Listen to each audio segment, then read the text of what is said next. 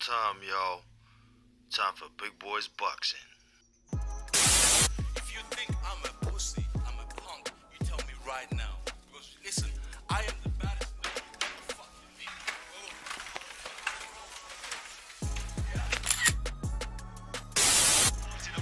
So that'll give a bit of energy. Yeah. It's good night. It is all over in the 11 crowd. What up, team? And welcome back to Big Boys Boxing. And as per usual, give me a sec here, get a couple of things sorted, and we'll get right into it. Today, got a few things to talk about, a few subjects I'd like to cover.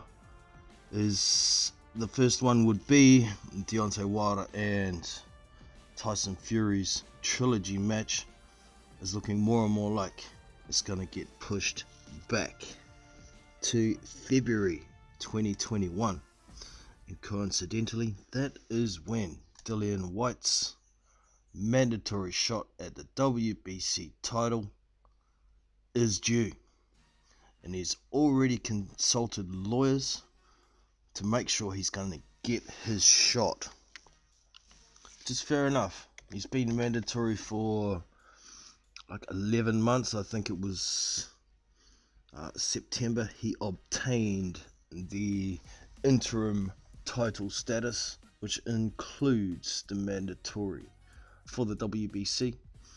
Yes, people have been continuously stating he's been number one contender for over 1,000 days, but the way I see it, he has himself to blame somewhat for that being his situation. He turned down mandatory eliminators and didn't take the right steps to get into the spot. However, he has been in that spot for almost 12 months and he's due for his shot. Another subject I'd like to cover is what's going to happen if the WBC allow the fight to be pushed back, and it happens between Wilder and Fury, and then they tried to make an undisputed fight. In most situations, a unification will trump a mandatory. However, with Whyte having lawyers involved wanting to push to get his shot, it's quite possible that in this situation a unification may not trump the mandatory, and that's going to cause some trouble. Also, the WBA are doing a lot of funny shit and losing a lot more credibility, and I'd like to cover some of that once we get into it. So, give me a sec here for anybody who may like to join and come and have your say. There is a link to the voice channel on Discord. I will pin that to the top so it doesn't disappear. Just give me a sec here.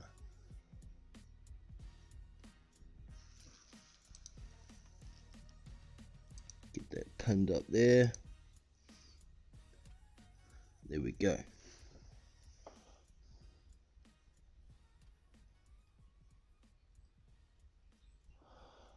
Junior, busy man, just popped in.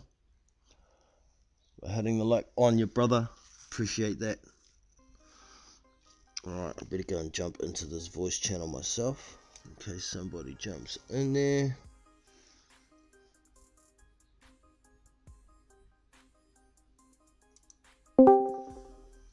Right, voice channel is open for anybody who might like to jump on. Okay, so this fight between Deontay Wilder and Tyson Fury was originally slated for October sometime. This is pre-COVID, and then the pandemic came along and boxing stopped worldwide completely for quite some time, right? It did start dribbling back without crowds, and now we're getting fights in America as well and the UK without crowds. That eliminates any gate profits that promoters and fighters can make. Just takes it away completely. It does not stop the pay-per-view platform though, so there is still revenue available. However, fighters have to make concessions to be able to fight the best fights that the fans want to see, right? And from the governing bodies, I assume there's going to be some allowances for the delay that we've had in boxing. So with the WBC, I don't expect them to stop Wilder Fury being moved back to February. That's an allowance. However, having Dillian Whyte consulting his lawyers about making sure he gets his shot February 2021 is going to complicate issues somewhat. Now, the way I see it, it's greed that is pushing this fight back. Simply greed.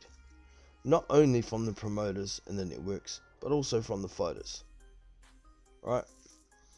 The way things are right now, with fights being able to be held without crowds, means they can go ahead. But, like I said, there has to be some concessions made. There's not going to be gate money, so fighters would have to take a little less to get the job done. But because the fights can happen, does that give the fighters the right to try and wait it out and see if they can have crowds back at a later date? To me, that doesn't make sense. The mandatory obligations still have to be fulfilled because boxing can be held. So,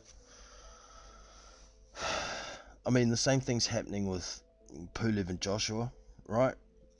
The IBF mandatory shot looks like it's getting pushed back and pushed back.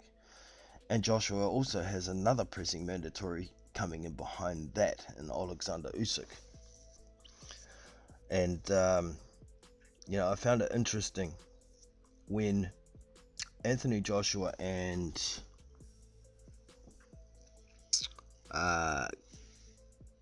Tyson Fury had a by chance meeting in Spain when they were both on holiday. Anthony Joshua said to Fury, "Don't worry about Usyk." So either it's in the works, they've already spoken to Usyk that maybe some step aside could be arranged, and Joshua hasn't let that out. What's up, Gareth? Hope you're good, man.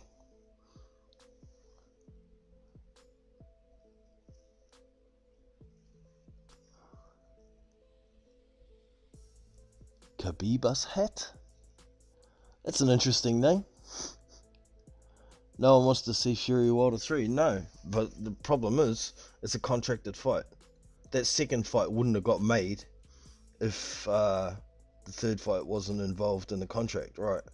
So it's something we've got to live with. Whether we want to see it or not, it's going to happen. It's contracted. It's done. There's no arguing about that. But yeah, Usyk. Joshua was saying, don't worry about Usyk. Usyk paid off to lose. I don't believe that for a second, man. Seriously, I don't believe Usyk's gonna take a payday to lose. No way. He's too much of a competitor. But yeah, I think there's gonna be some allowances made by the governing bodies for the stop we had in boxing for a couple of months, completely. And we mustn't forget that the governing bodies, the more money the fighters, the promoters, the networks make, also the more the governing bodies will make. So if these allowances are going to be made and the mandatories are going to be pushed back, it's all greed. And like I said, not just from the promoters, it's from the networks, it's from the governing bodies, it's from the fighters as well.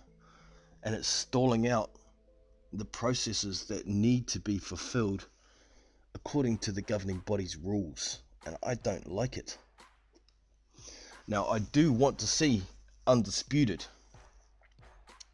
at heavyweight, but at the same time, I do want to see Dillian Whyte get his shot at what he's earned. So I'm kind of stuck on the fence what I want to see post Wilder Fury 3.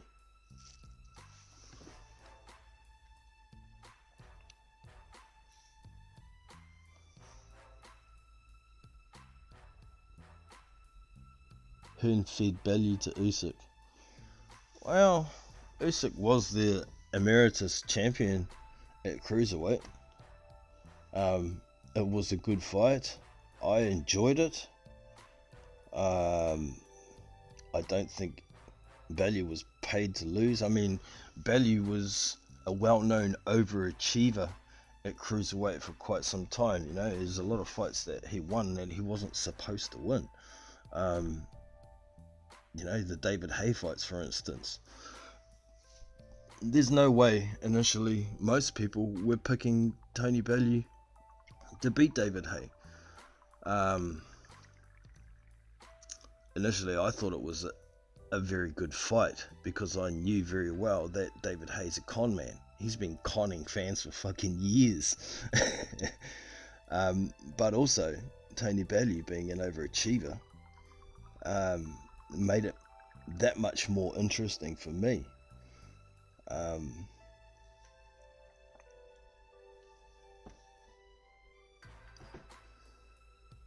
Bellew not paid to lose. He went to win. Yeah, I agree. He did try to go and win. Try and cement a bigger legacy for himself after those 2 wins over David Haye, for sure. But Usyk was levels above Bellew from the get-go, wasn't he?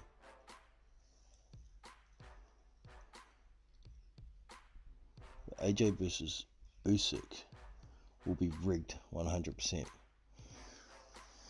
If it ever happens, man, I'm starting to wonder whether it's even ever gonna happen. I wouldn't exactly be that surprised if AJ ended up vacating the WBO belt so he can fight Fury. If he beats Pulev and Fury beats Wilder, obviously.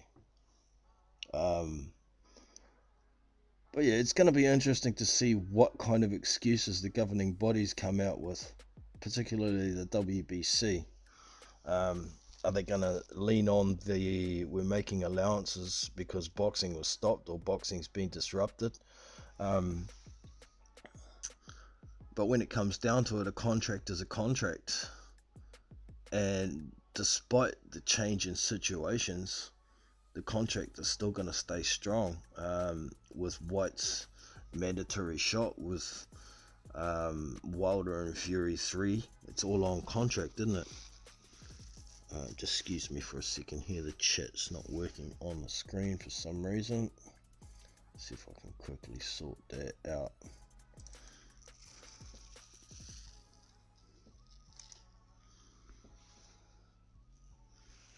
Don't know why it's not working.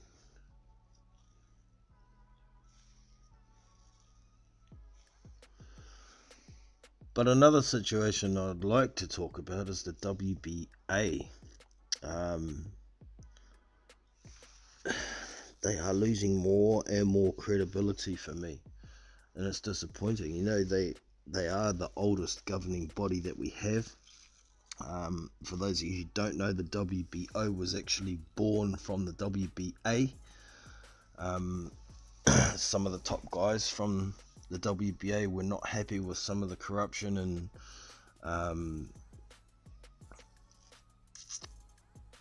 the bullshit that was going on, so they formed the WBO. And as it stands, I think the WBO right now seems to have more credibility than the WBA. And the reason I'm saying this is because over the weekend we had a welterweight fight between Jamal James and Thomas Delorme, which was a very close fight, despite what the commentary was saying. The Fox commentary at the moment is absolutely disgraceful. Leaving out champions because they're not PBCs when they talk about the champions of a weight class. Totally being so biased towards one fighter. But back to the subject, that fight was for the interim WBA title, and neither of these guys are even second tier fighters. So how the fuck did that title, or the interim title, get put on the line in that fight? It's disgusting. And we have the same sort of thing with the regular title at heavyweight. Also the interim title at heavyweight with the WBA. I mean, they put the WBA interim title on the line for BJ Flores and Trevor Bryan. Those two guys hadn't really fought anybody with a pulse. I think Trevor Bryan fought Derek Rossi, was the closest thing to anybody with a pulse, and they put the interim title on the line for that. BJ Flores had 2 fights at heavyweight prior to that, against absolute nobodies, and then got the shit beaten out of him by Trevor Bryan. And Trevor Bryan hasn't defended that interim title against anybody in over 2 years now. How does that work? Why does the interim title not have mandatories? And also, why hasn't... I mean, since I've been on YouTube, I think it's like 2014 or something I started YouTubing. Since then, there has not been a mandatory fought, from my memory, for that WBA regular title. I think the closest thing to a mandatory was Ustinov versus Char, right? But Char hasn't fought in 3 years. He hasn't defended that title. He hasn't had a mandatory called. So how valid is that title? To me, it means nothing. I mean, Fraser Kendo had it for a while, didn't he? And he's still in the rankings, and he hasn't fought since he fought Ruslan Chagayev. The only reason he's hanging around in those rankings is because he consulted lawyers and had an order that he is entitled to challenge for that title, that WBA regular title, for whatever reason. So they can't kick him out of the rankings, and he hasn't fought in 5 years or some shit. I can understand why these guys formed the WBO with these kind of shenanigans going on. It's bullshit. And, you know, I think it was in 2015 or 2000. Yeah, it was 2015. The WBA were saying that they're going to make a tournament that's going to consolidate their titles. That never happened. It just never happened. And in the meantime, since then, they've made new titles in the WBA gold titles. More titles that mean nothing. So the WBA, for me, have lost so much credibility at present. It's disgusting. It's absolutely disgusting. Now, if anybody wants to jump on, there is a link up the top there. You can click that. It will drop you straight into the voice channel and can come and have a yarn about any of the subjects I've covered so far, or anything in boxing whatsoever. The other WBA title, like, they've made this Trevor Bryan versus Christopher Lovejoy fight for the interim title again.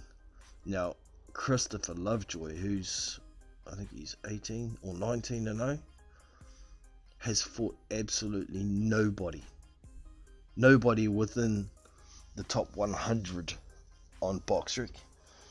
He's fought one guy who had a winning record. It was like 14-2 or some shit.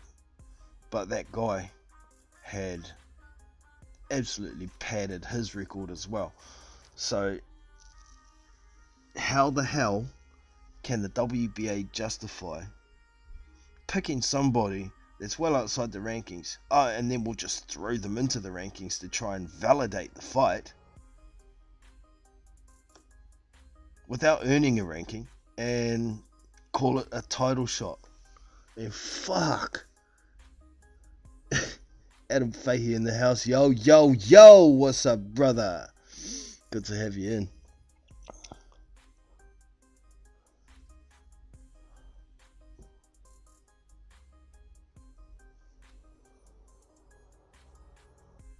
Ortiz was on guard during the middle age. Yeah, okay. Ortiz was a WBA mandatory at one stage too, but that was to the super title. It's a little bit different. And he was going to get a shot, but he didn't want to wait until after the Klitschko fight for Anthony Joshua, so he basically forfeited his position when he went and fought for the WBC title. It is what it is, but still, my faith in the WBC hadn't been great in the last few years, but now the title at heavyweight has changed hands. I'm interested to see what's gonna happen there, so I'm reserving judgment on the WBC right now to see what's gonna happen with this Whyte mandatory, with these fighters and promoters wanting to push that fight back, basically for greed, because they want that gate. And being realistic, man, I don't know if this COVID situation is going to be resolved by early next year even. The way things are going, it's getting fucking worse. So if we're still in the same situation come February, are they going to try and push it back some more? I wouldn't be surprised. But you watch what kind of stink Dillian Whyte's going to kick up about that. There's going to be a whole lot of legal action. It's going to be a whole big mess if they try and push it back even further.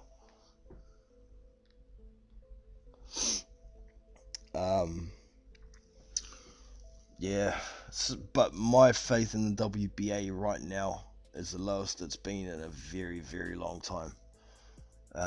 They just don't seem to have any proper structure to their ranking systems, their titles. They're not willing to try and consolidate them whatsoever.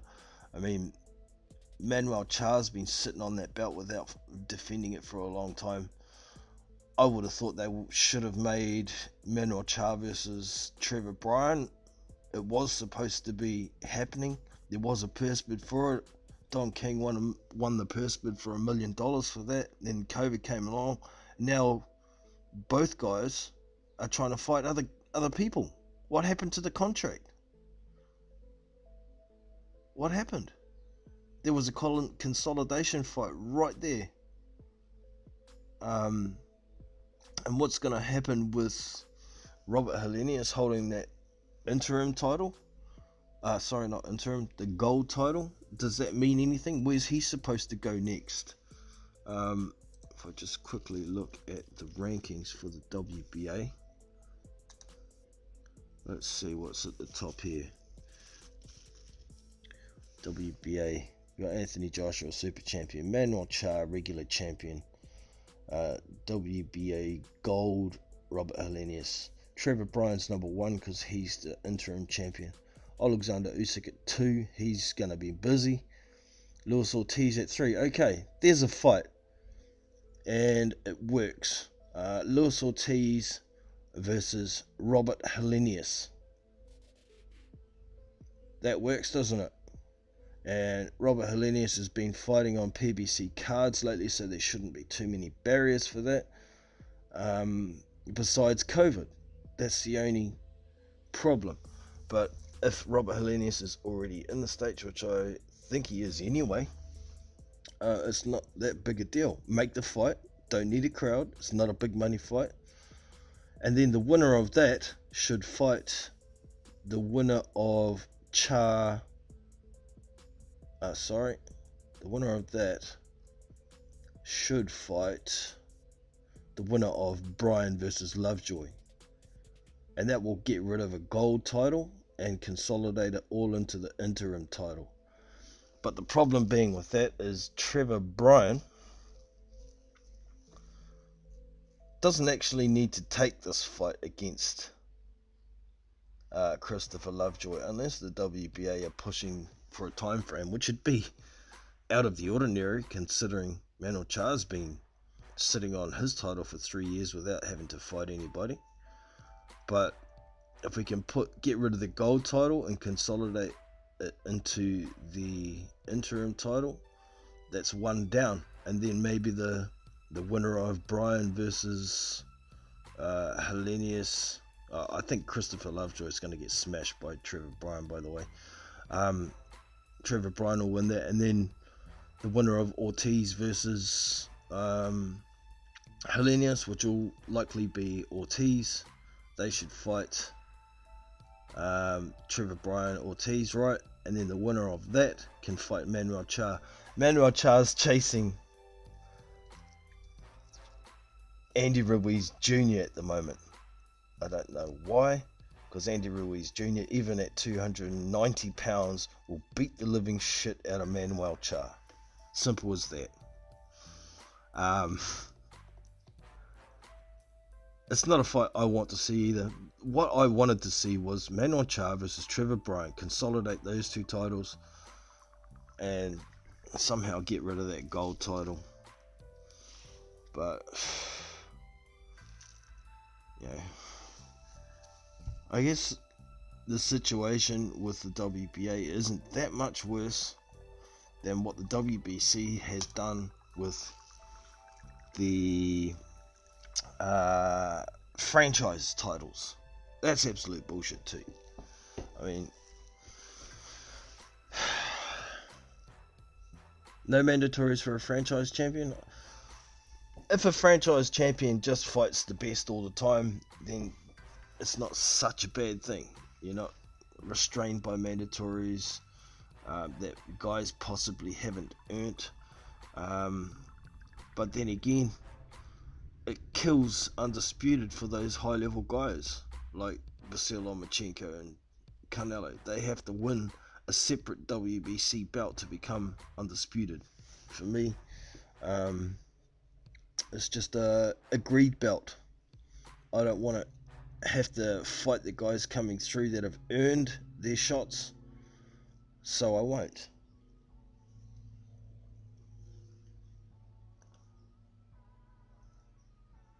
Cha, the Indian word for the bag. Okay.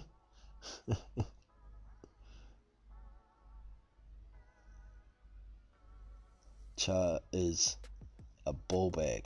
Yeah, I agree with that. It's a clout chasing ball bag.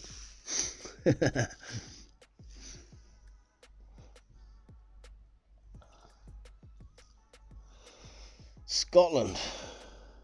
Yo, that's where my ancestors come from.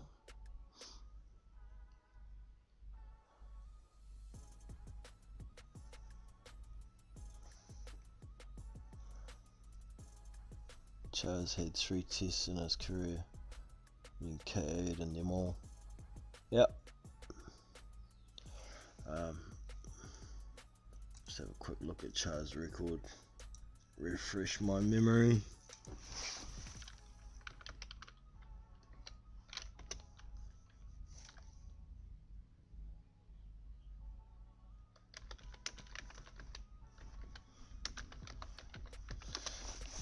Why was he changing his name from Manuel to Mahmoud?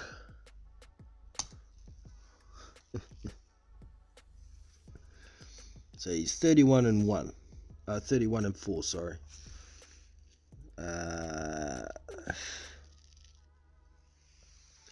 His last loss was to Myras Breedis. Oh, he lost to Myras Breedis. Oh, that was in the WBSS, wasn't it? Previous loss to that was Johan Dorper. Johan Dorper is a solid fighter. A lot of people don't give him credit for what he is. he's no world beater, but he's solid, man. If you're a up and coming prospect and you're not quite up to scratch, he'll beat you. Look what he did to Robert Helenius. You know? The previous loss from Manuel Charr was Alexander Povetkin. Yeah, that's right. I remember seeing that one. He got stopped in 7 rounds. But that was a fair while ago, so maybe Povetkin was more in his prime at the time. That was back in June of 2014, so that's 6 years ago, eh? And his final loss, was that his first loss? No, here it was. Vitaly Klitschko, yeah, I remember that one. He fought Vitaly back in 2012. And he got stopped in that one in 4 rounds as well. Yeah. He doesn't deserve to be holding on to that belt. And he, as it is, he got off on a technicality for a positive drug test for his fight that he fought against Alexander Ustinov. He got caught with something in his system, but apparently the protocols were breached because he was not present when they opened the A sample. Apparently the results can't be used, and they never bothered with the B sample.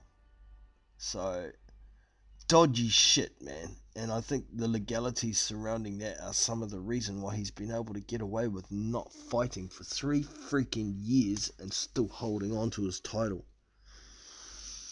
It's bullshit, man. It's absolute bullshit.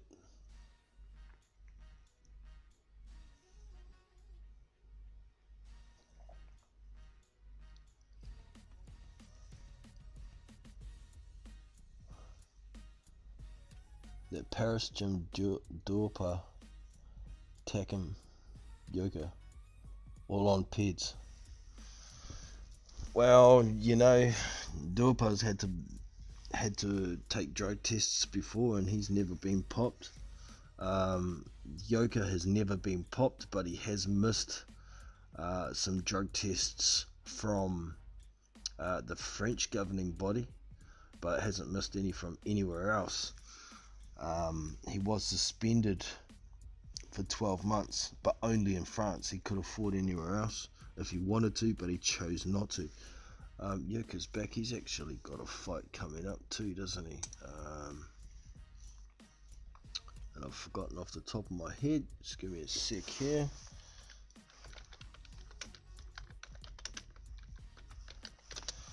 Tony Yoka. He's got his own song written about him, doesn't he? That's Mr. Tony Yoka.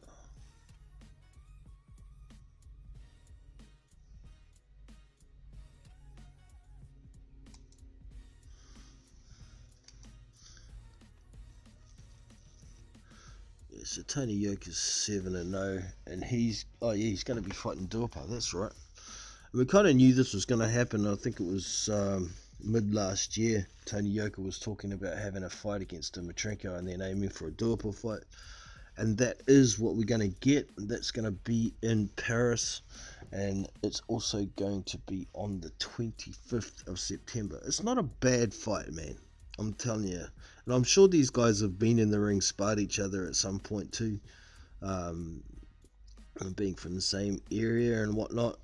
It's not a bad fight. I'm still going to pick Yoka, but we will see if there's going to be drug testing, and we'll test your theory, Khabibs.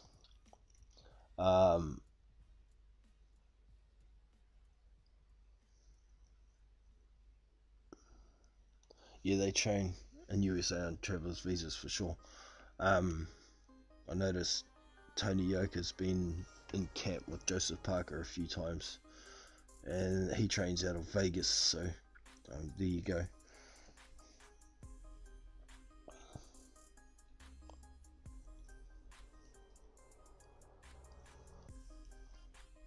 I visited that gym in Paris in 2018.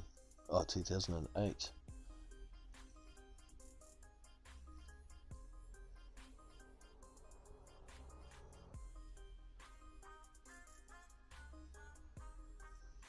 It's roid heaven. I'm sorry, man. I can't trust you just because you've been to the gym. Did you see steroids kicking around? You know? Did you see people popping pills or taking injections?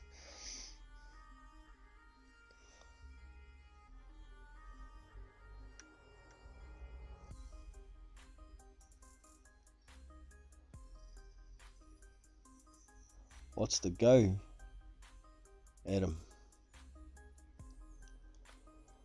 With Jalalov? Ah, that's a good question, man. Last I heard, he was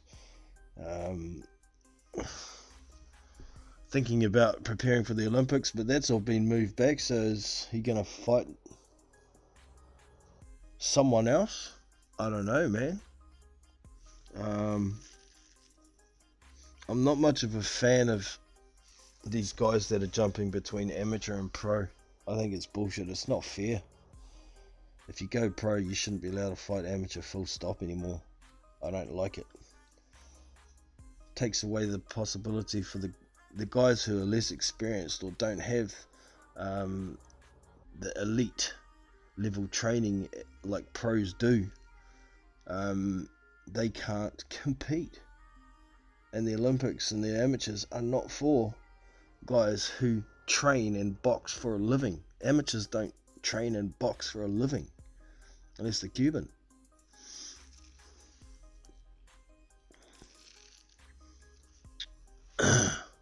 Still waiting on news for Joseph Parker as well. I've got no hopes that this Junior Fire fight's going to be made. No hopes that Lucas Brown's going to be made. If anything, I think they're going to fall back on Dempsey McKean, which they should have gone in the first place because he has more to offer at a cheaper price for Joseph Parker. He's got rankings, he's young, he's big, he's just not well known yet, and they want to write a name like Lucas Brown. They were talking about fighting against somebody who's got the name. What's the name? A drug cheat as a WBA regular champion? A guy who came into shape in one of the biggest fights of his life against Dillian Whyte. He came into the fight way the fuck out of shape and got knocked flat on his face?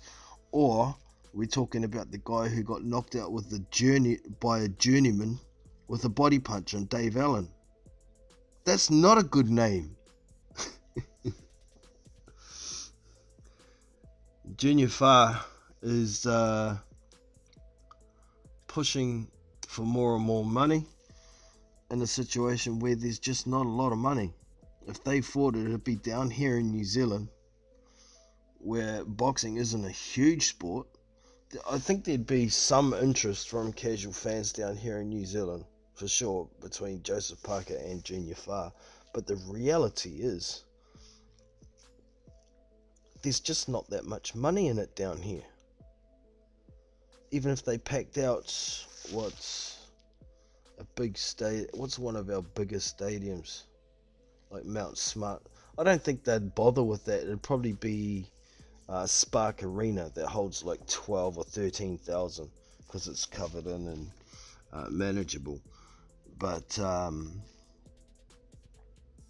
the pay-per-views down here, I don't think they'd do anything like what David Higgins is talking about, rivaling Shane Cameron and David Tour when they fought several years ago. David Tour was a very well-liked global name at the time. It was only a domestic dust-up down here. Shane Cameron wasn't really well-known, and he had some losses on his record, but there was a bit of intrigue with that fight, wondering whether David Tour still had enough in him to be able to beat someone who was very active like Shane Cameron, when in all reality it was a mismatch from the first place. But there's no way Junior Farr versus Joseph Parker will do 500,000 plus pay-per-view buys in New Zealand. Not a shit show. Therefore, there's not going to be a lot of money in the fight, but Junior keeps pressing.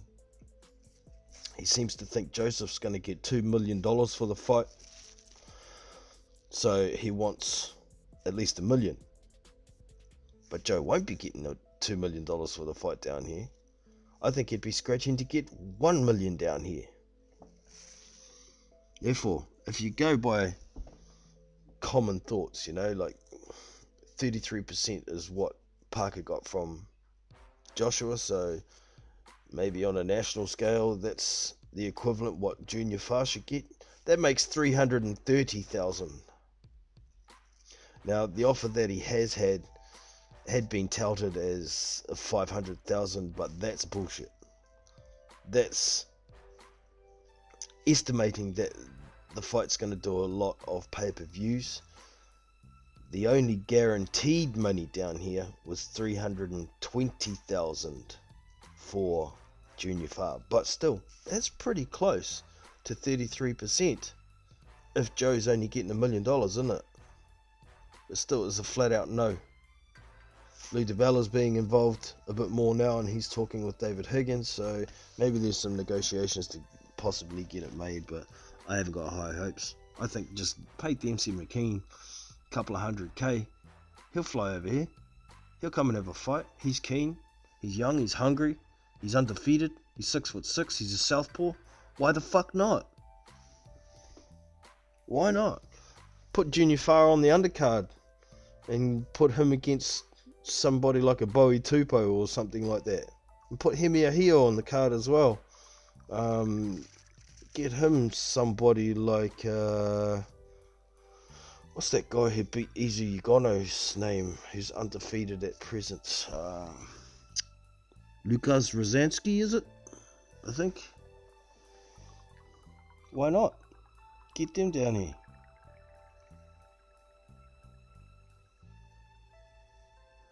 In New Zealand, Farr and Joe equals Joe 1 million. After tax, yeah, okay, 400K. If lucky, exactly.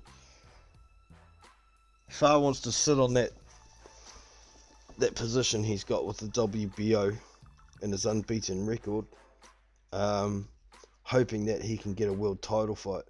This is the way I see it. And he's going to be sitting waiting a long time, and as it is, he's already in his 30s. So we'll see what happens, man. But I'm not liking what's coming out of Junior Farr's camp. The excuses for not taking the fight. We're in a pandemic globally. New Zealand's one of the only places in the world where we don't have restrictions on crowds and whatnot. So utilize the opportunity, because you might not get an offer like this ever again, Junior. And also, the way I see it, if Junior steps up to try and fight somebody in some kind of eliminator, against somebody who has some skills, I'm just going to have a quick look at the WBO rankings here, see who would be a possibility. We've got Usyk at 1, Parker at 2, Dubois at 3, Pulev at 4, Ruiz at 5, Junior Farr at 6. So if he's going to fight in the final eliminator, it would have to be somebody like a Daniel Dubois, a Joseph Parker, a Kubrat Pulev, who's probably going to get dropped way down the rankings after he gets knocked out by Joshua, so we can disregard Pulev, or Andy Ruiz. So for me, the choices for Junior Farr for a WBO eliminator is Andy Ruiz, Daniel Dubois, Joseph Parker. All of them beat him. And is he possibly going to get a bigger paycheck than 320K for any of those fights? I don't know, man. I don't know. Could be pushing it. I mean, Andy Ruiz is probably the biggest paycheck out of all of those guys right now. So I think he's squandering an opportunity if he doesn't take this fight against Joseph Parker. And the reality of it is, if you want what someone else has got, if you want that number 2 ranking like what Joseph Parker has, or possibly a final eliminator against Joseph Parker to get a title shot, then you need to take a concession to a degree. If you haven't got the profile, you've got to piggyback off your opponent, don't you?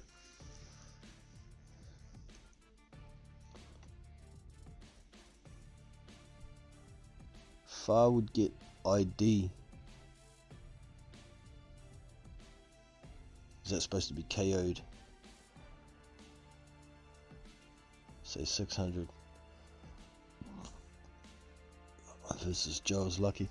Well, the current offer, if pay-per-views did do well, maybe if they made it pay-per-view in Australia, they might be able to sell a few over there, but they're not going to be able to make it pay-per-view in the UK or the States, so you can forget about that revenue. If they did 500k down here in New Zealand and Australia, then the paycheck for Junior would be well over 500k. So I can't see why they're not trying to seize this opportunity. In all reality, it just comes down to greed for me.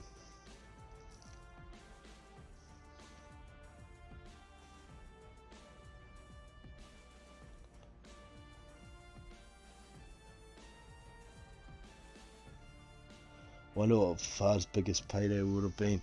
I don't think he would have got ever paid more than 100k tops. I think his biggest payday would probably have been that Dominic Gwynn fight, where he got floored, but he won every other round.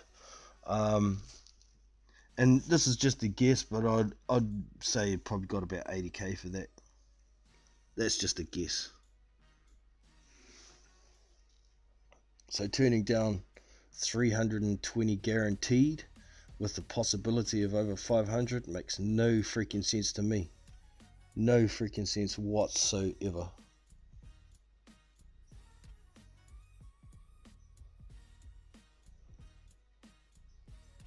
Unless he's scared.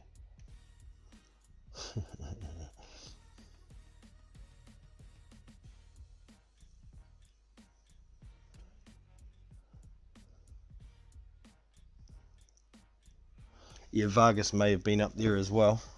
Correct, Adam. But yeah, I think he'd be pushing to have ever earned over 100k USD.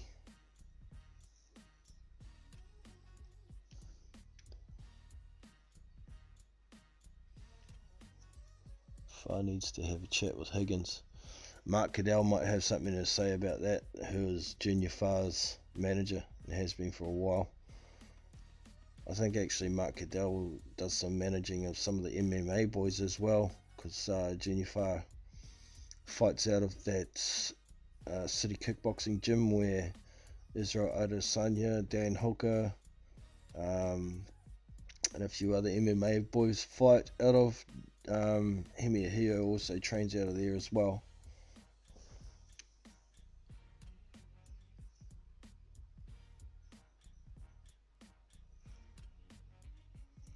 Sometimes swallowing pride could work out.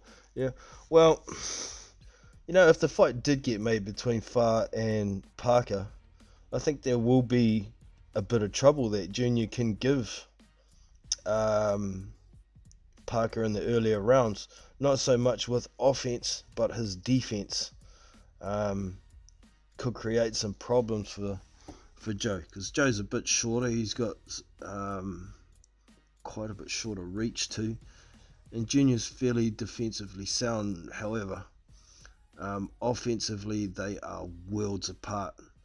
I think eventually Joe would get to him and knock him out with something he wouldn't see coming. And I think Joe would work the body a lot lot to try and get Junior to drop his hands a bit. I think it was pretty much a foregone conclusion. I think Junior would get stopped by Joe. And I think Junior knows that, and that's why he's trying to push for as much money as he can to try and cash out.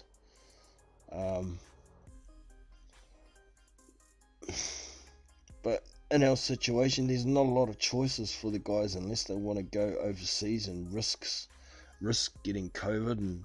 And they've both got young families. So for me as a father, that wouldn't be an option for me if I was either of these guys. I don't want to go to the States where the shit's hitting the fan. I don't want to go to the UK where people are dying every day still. Over here in New Zealand, we got no community transmission, no restrictions on crowds and all that shit because of it. So why not make the best of a bad situation and get the fight done? One of them's going to get credibility, and we can keep boxing moving. As it is, it's sad enough that a lot of championship fights are getting pushed back because of greed. They want the crowds, they want the gate money, and that sucks. In the meantime, us fans have to put up with so many mismatched fights because the promoters, the networks and the fighters want that money that we don't know how far away it's going to be with regard to gate money. We don't know how long it's going to be before we're allowed, those other countries are allowed crowds. So in all reality, it sucks.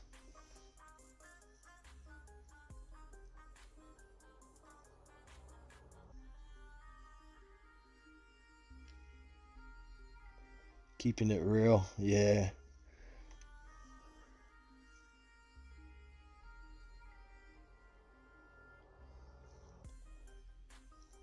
What's my theory on what?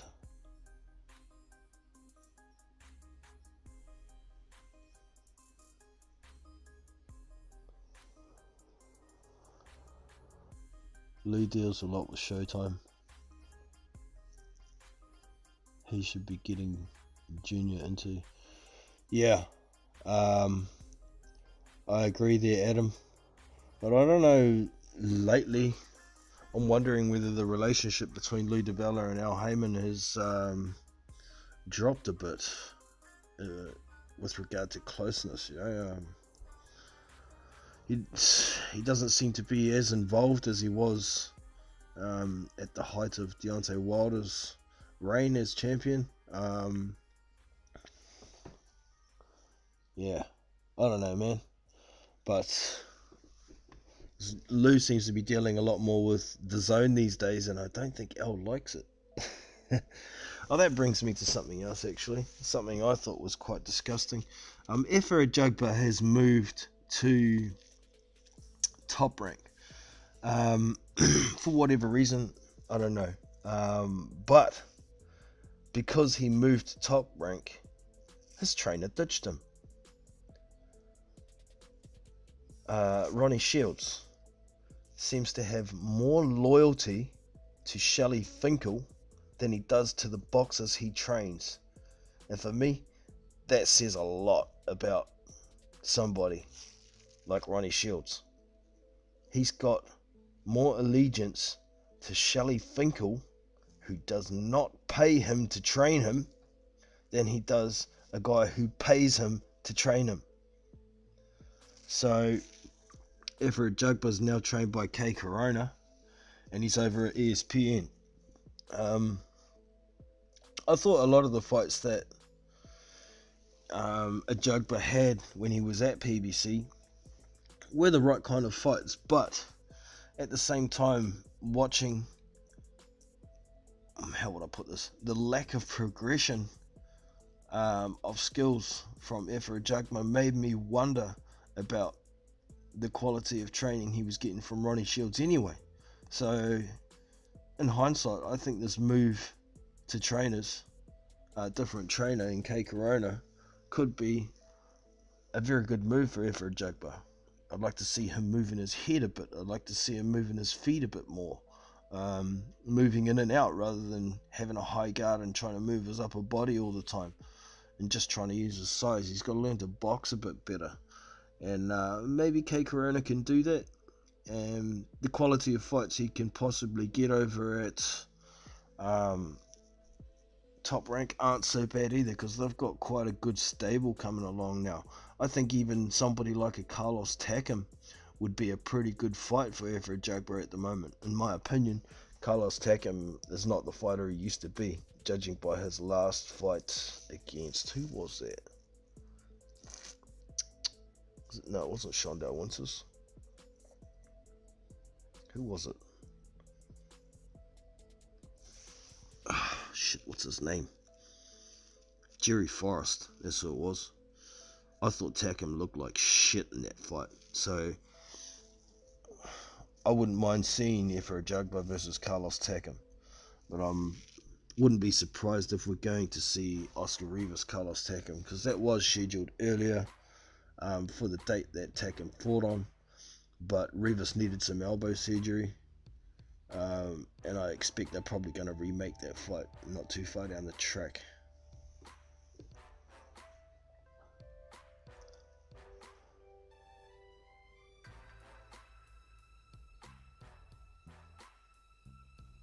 I think a bust up inside far won't run like AJ did. Huh?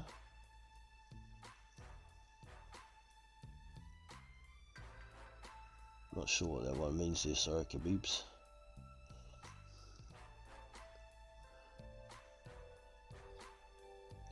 Junior should go to Heyman or Higgins. Yeah, I think he should. I don't like how Lee DiBella's handling him. You know, he chucked him on a few of those showbox cards and did okay, but there was one fight that was on a card that didn't even get televised. It was between the pay-per-view and the free versions. I can't even remember. Was it It might have been the Dominic Gwynn fight. I think it was. Yeah, it was. That fight wasn't televised, and that was one of the biggest fights of Junior's career to date. That's bullshit. The fuck he doing, Lou DiBella? But being honest, I don't think Higgins wants any part of what Junior Farah is doing. And I don't know what kind of contract he's got with Lou DiBella either. So hard to comment too much on that one, but yeah, I think Junior does need to move.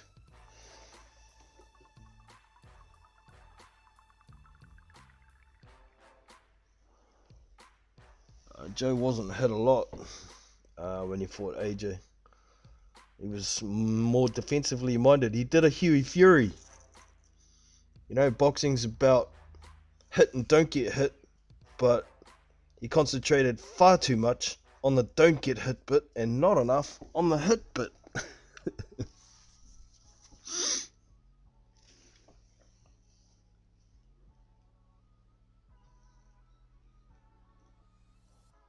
You think Higgins should? I don't know. He's only a manager these days. Well, he's still got his promotional company, but I don't know what else they're doing at the moment, whether they're even active. But he's only got one boxer on his books, in Joseph Parker. So I don't know what else to say about Higgins and Farr, whether I think it's a good matchup or not. I just don't know, man. I just don't know. There might be a bit too much salty sourness after the posts that Higgins has been posting about Junior refusing to fight for the price of a house and so on and so forth. Yeah.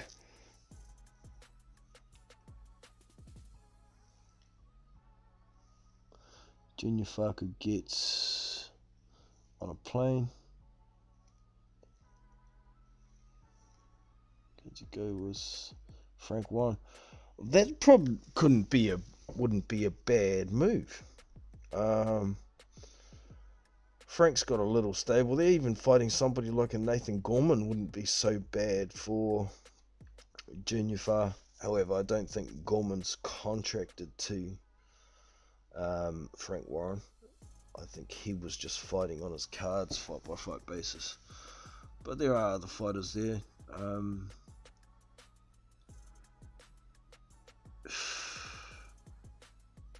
I don't think Far would be competitive with somebody like Joyce or Dubois though.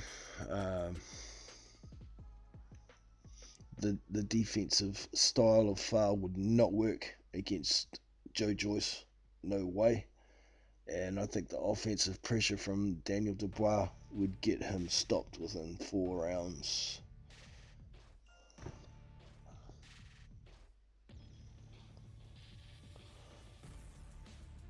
Far would fuck Gorman up. Quite possibly, man, I don't know. I mean, Gorman's only, 6'3".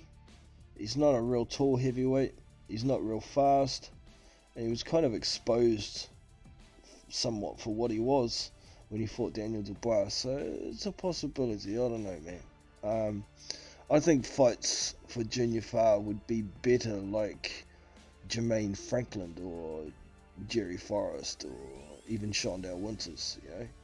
Those kind of fights for now wouldn't be so bad for Junior. I think those are the kinds of fights he needs to learn how to be a bit more aggressive instead of just using size as his advantage and nothing else, you know, keeping guys on the outside, jabbing, throwing the odd right hand, throwing the odd body shot. But Junior's got no inside game that I've seen. His inside game shit. So guys like even Nathan Gorman, if they get inside on him, could cause him problems.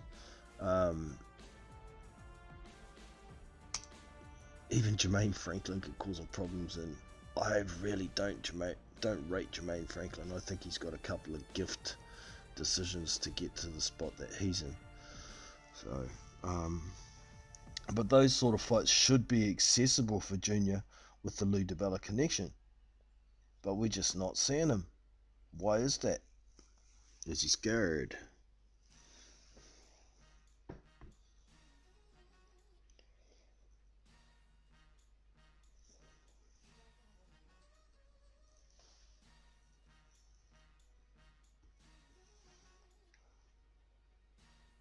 I'm in a chim. Get here, UK.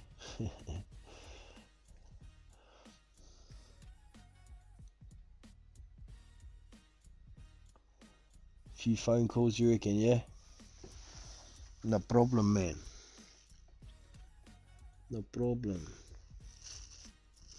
Why isn't this freaking chat working, man? It's pissing me off. It's supposed to be on the screen.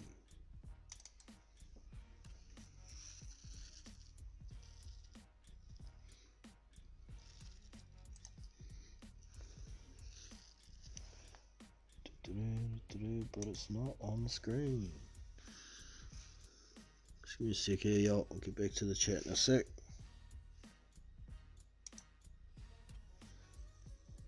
See if this makes a difference. Fucking ting.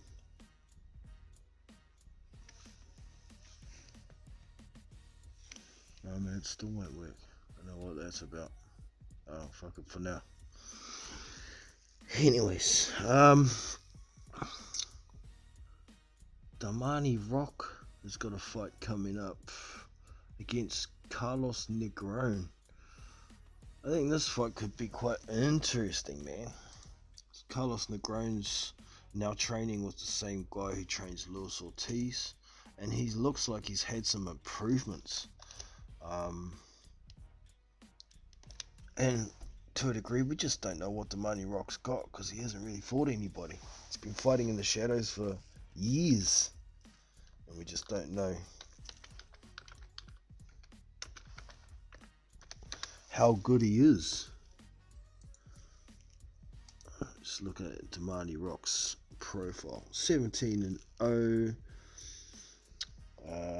6'5", What is his age? I think he's still under 25 too. Yeah, he's only 24. But he seems like he's been hanging around for a long time, eh? Manzano Smith was his last opponent. Raymond Oching. Don't know who he is. Mike Bassett.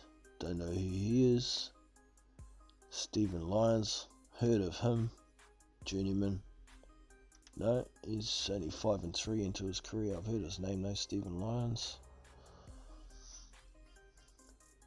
Pedro Julio Rodriguez. 23-5. He's beaten him. At least he's beaten guys with winning records, unlike Christopher Lovejoy. Just to have a quick scroll through, see if I can find anybody that everybody may know, and it doesn't look promising. So it's hard to judge how good Demani Rock actually is. Carlos Cotto, no, don't know him. Oh, Juan Good. Yeah, I've heard of him. He's 8-6 at the time when he fought him. But he's another guy that up and comers generally fight. He fought him in 2017, so I say he's been around for a while, man. When did he first go pro? His first fight as a pro was in 2016. So he's been a pro for 4 years. Still hasn't fought anybody. I think he's an Al Hammond fighter. Don't quote me on that though. It doesn't have a registered manager or promoter here. So yeah, he's been around for quite some time and hasn't really done anything, so it could be an interesting fight. Got a few fights coming up in September that I'll be looking forward to, and we've got a couple of weeks until Dillian Whyte versus Alexander Povetkin. I think that's an interesting fight, and I did think that one of the fights that was on the undercard was probably going to be the best fight, being Sergey Kuzmin and Martin Bakole, but Sergey Kuzmin's pulled out because his father's sick. So as far as I know, Martin Bakole is still looking for an opponent.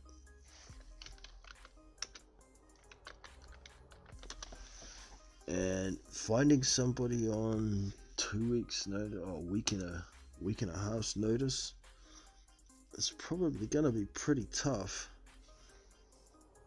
They've still got Sergey Kuzmin listed as his opponent on BoxRec, which is interesting. And this fight's going to be on the 22nd of August. The last installments of Fight Camp Matchroom at the MSG Matchroom Square Garden. So it'll be interesting. We've also got Katie Taylor and Delphine Pursoon on that card, a rematch of a controversial win. So that's going to be interesting as well. Yes, I've still got Martin Bakole and Sergey Kuzmin on here. That's interesting. I've also got on that card, we've got Chris Congo. He's going to be fighting Luther Clay.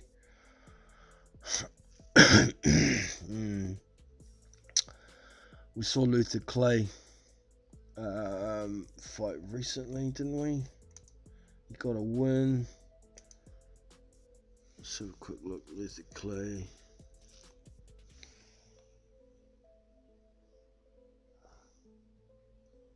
Freddie Kiewit. Who the hell is he? Oh no, it wasn't Luther Clay that we saw, it was someone else. It was Fabio, what's his name? The other Dillian Whyte fighter. I think Luther Clay's another Dillian Whyte fighter.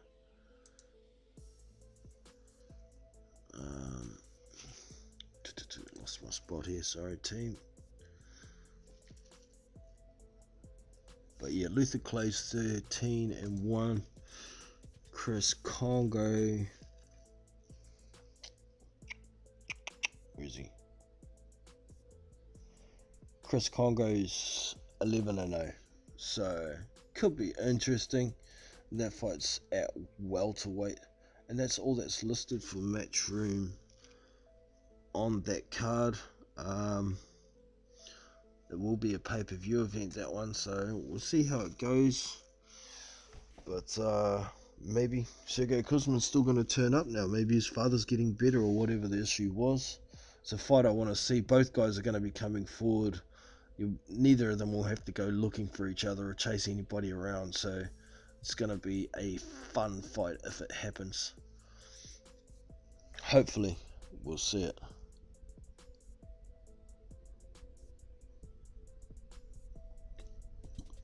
No, Joe versus AJ was a unification because Joe was the WBO champion at the time, remember? Prior to him picking up that WBO title from Andy Ruiz, he was the IBF mandatory that he won from Carlos Takam, and that was to AJ's IBF belt, but he couldn't get the fight, and an opportunity to fight for the WBO title came up, so he took it, and he was mandated to fight Hughie Fury directly after. Well, initially it was David Haye he was mandated to fight, but Haye said he didn't want the fight, so Frank Warren worked his magic with Hughie Fury, got him into that position, and then Hughie Fury pulled out of the fight with less than 10 days to go, so Joe had to fight a last minute replacement in Razvan Kajanu. That went the distance, convincing win though. Maybe Kajanu might have won one round, I think it was 11th. And then the Hughie Fury fight, mandatory for the WBO, did get fulfilled over in the UK. Joe won a unanimous decision on that, and then it was straight into the AJ unification.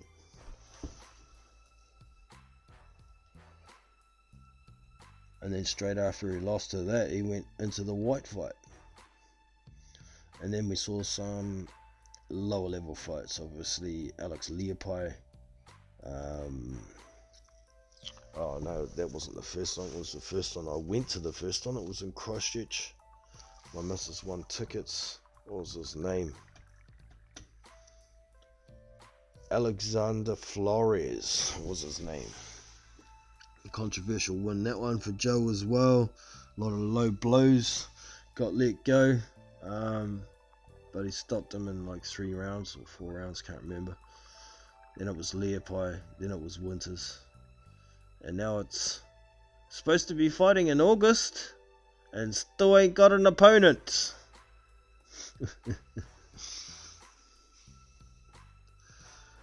Alright y'all, so don't look like anybody wants to jump on today, and I've pretty much talked about what I wanted to talk about.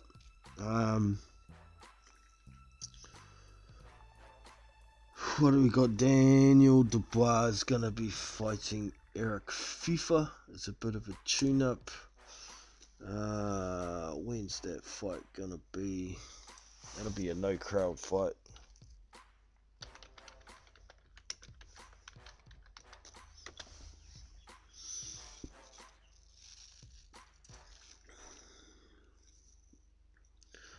Daniel Dubois, Eric FIFA is on the 29th of this month. So, have we got anything else on that card? Yes, we do.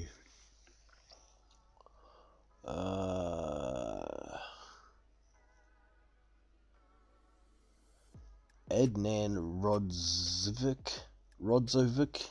Don't know who he is.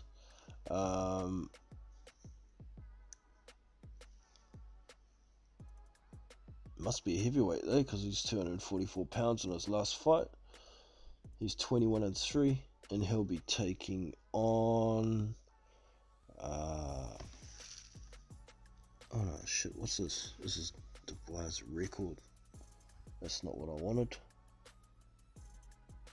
What the hell am I on here?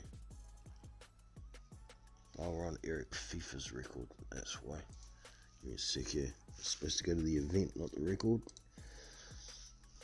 The event. Okay, yeah, we've got Dubois versus FIFA. We've got a super flyweight fight. Sonny Edwards, 14-0 against Thomas Izomba, who's 10-5. What else we got on this card? Super fly, super light.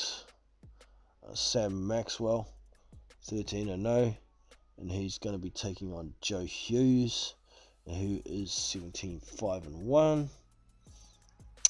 Light heavyweight fight, okay. Willie Hutchinson, oh god, I hate watching that dude. He's 11-0. He's going to be fighting Luke Blackledge. Don't know him either. He's 26-9 with 2 draws. Oh, and check it out, Muhammad Ali is fighting, but he's a featherweight. Muhammad Ali, who's 1-0, and he's going to be taking on the mighty TBA, who does not have it. Well, he's undefeated as the mighty TBA, so a featherweight who has the name of the greatest. I wonder if he's got the same alias. He's got no photo. Status active. Career started this year. He's 24 years old. He's from the United Kingdom. Super bantamweight says his division, but this is a featherweight fight. He's orthodox. Where's your alias, bro? Where does it say your alias? Rating. Wow, he's 509th in the world according to BoxRec. He's 25th in the UK. 1 bout, 2 rounds, 0 KOs. No alias, so he's not calling himself the greatest. That's good. Don't want to insult one of the greats. But anyways, that was the card for Daniel Dubois versus Eric FIFA.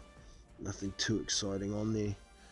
And that is about that. So, last chance if anybody wants to jump on and come and have a say about anything. Now's the chance. I'll just give it a minute or two. But for now, my wrap up. I'm not happy with the WBA. They're losing more and more credibility with all these interim champions that have not earned a goddamn thing. I'm interested to see what the WBC are going to do with both Wilder Fury 3 and Dillian Whyte's mandatory shot being due at the same time. It will be an interesting development, to say the very least. And what's Dillian Whyte going to do? Is he going to kick up a huge stink, or is he just going to wait to be next? And then what's going to happen with a possible unification? Are they going to try and make that even though Dillian Whyte's going to be in the way?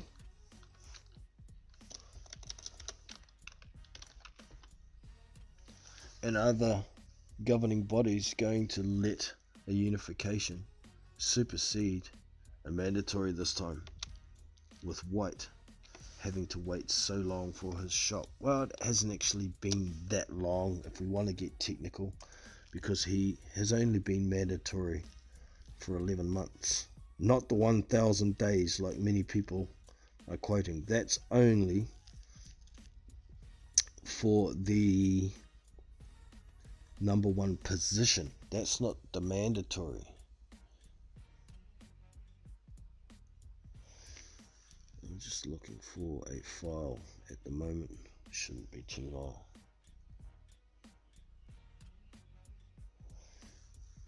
Giving everybody the opportunity to possibly jump in if they want to. If not, well,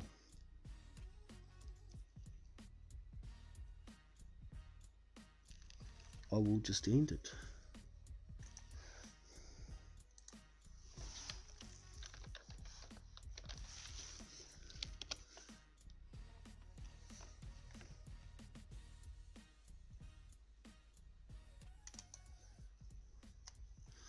It looks like that's probably what I'm gonna do. So thank y'all for dropping by. Wouldn't be the same without you. Khabib's hat, good to have you in, man. Adam Fahey, always a pleasure having you drop in, brother.